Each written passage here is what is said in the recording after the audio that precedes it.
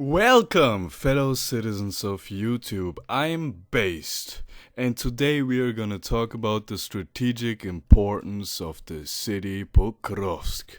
You see, this here is Pokrovsk, and I'm gonna get right to the point. So, this video is essentially a follow-up video to the last video I made, so if you want to understand this more, then watch the last video, but I'm gonna give you a frank understanding of last video. So, the Russians are eventually gonna capture Bakhmut and Konstantinivka. So they're really heavily focusing on Bakhmut right now, and they're gonna capture Konstantinivka eventually. And what they're gonna do is maybe push up to Pokrovsk, because they need to capture Slavyansk and Kramatorsk, but they're really well defended.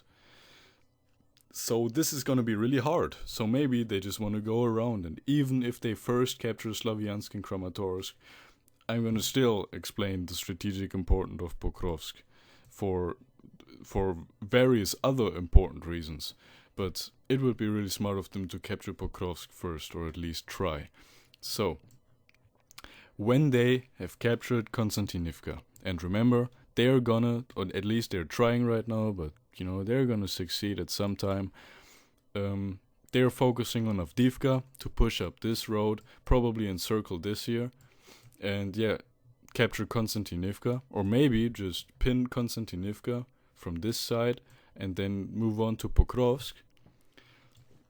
And what you can do when you move on to Pokrovsk, real quick, those blue icons symbolize defenses, so you can see where the main defensive lines of the Ukrainians are. For example, you can't go through here. The Russians just can't go through here to Pokrovsk because there's so many defenses here. So they want to encircle this, and they want to encircle this, because they can't go straight through. Yeah. And Pokrovsk is the perfect position for that.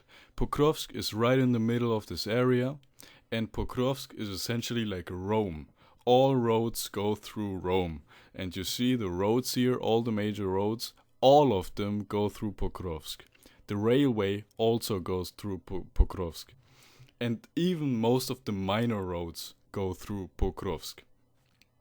And roads are important because of logistics. You can't bring weapons, ammo, clothes, food, anything to the front without roads. I mean, you can, but it's then much more difficult, and in the end you can't. So when your enemy captures the last road you have, or the second last road, you usually just retreat over the last road. That's what the Ukrainians did the last few times. So it's right in the middle, and from Konstantinivka to Pokrovsk, if they manage to capture Konstantinivka, or at least pin it down and besiege it, so it's not a threat anymore, this is, you know, there's nothing in the way. There's just really small villages. No real natural defenses on the way to Pokrovsk. So going this way is fairly easy, and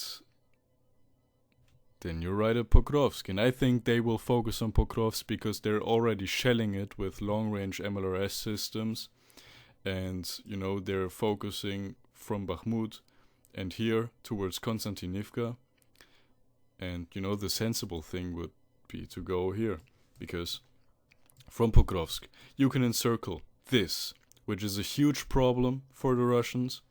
You can encircle all of this bullshit, and you can encircle this. So essentially, if you take Pokrovsk, you fuck up their logistics, you have way better logistics yourself, and you can threaten an encirclement or even encircle this and this.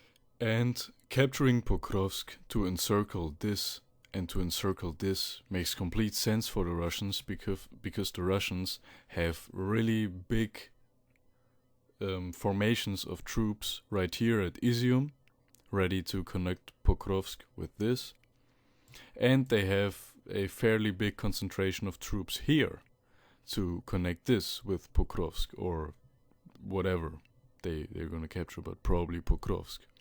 So this makes perfect sense to connect this with this and this, because they already have the troop concentrations ready in this and this area. And capture the whole of Donetsk Oblast. This here is Donetsk Oblast. The Russians said they want to capture Luhansk and Donetsk Oblast and Kharkov here, and then they want to capture the south of Ukraine. That's their plans. And yeah, Pokrovsk is a really central objective for that. Also, anything west of Pokrovsk is really flat agricultural terrain. And the Russians are really good at flat agricultural terrain due to their big tank advantage. They have way more tanks than the Ukrainians. The Russian army is essentially built around tanks and artillery. So they're gonna have a blast here. And, you know, next to Pokrovsk, there's not like big cities like Kramatorsk, Slavyansk, Lysychansk, Donetsk, you know, all of this. The Russians are gonna have a pretty easy time capturing all this towards Pavlograd, if they even want to capture all this. But probably they want to if they have the opportunity. And also, capturing Pokrovsk quickly prevents the Ukrainians from building a second defensive line along this here. Because when you capture Pokrovsk, you can forget that. This is only really, really small villages, and you've already punctured it, so you can just go around easily.